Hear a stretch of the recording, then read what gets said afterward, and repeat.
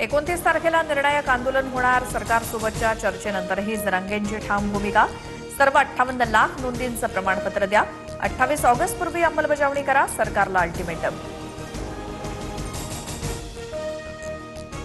नोंदी असूनही प्रमाणपत्र मिळालं नाही. त्यांनी 28 तारखेला आपले अर्ज घेऊन अंतर्वालीत या. जरांगेंचं मराठा समाजाला आवाहन. कॉक्रोच जनता पार्टीचा 5 सप्टेंबरला दिल्लीत पुन्हा एल्गार. इंडिया गेटपासून पोलीस मुख्यालयापर्यंत शांततापूर्ण मोर्चा काढण्यात येणार. 25 जुलैला सरकारनं दिलेली आश्वासनं पाळली नसल्याचा आरोप.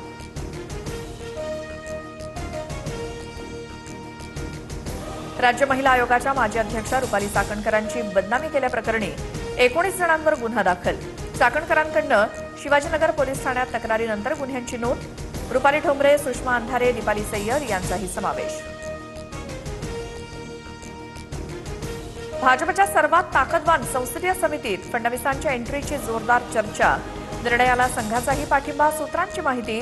फडणवीसांच्या दिल्ली वाऱ्या वाढल्या. उद्याही दौरा असणार.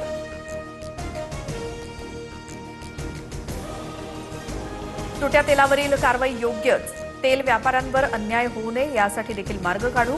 गुणवत्तेचा पारंपरिक व्यवसाय देखील महत्वाचे. एफडीएला एसओपी तयार करण्यास सांगू. मुख्यमंत्री फडणवीसांचं आश्वासन. शेतकरी कर्जमाफीचा दुसरा हप्ता वितरित. मुख्यमंत्री फडणवीसांच्या हस्ते 6,36,036 शेतकऱ्यांच्या खात्यात 5,086 कोटी रुपये जमा.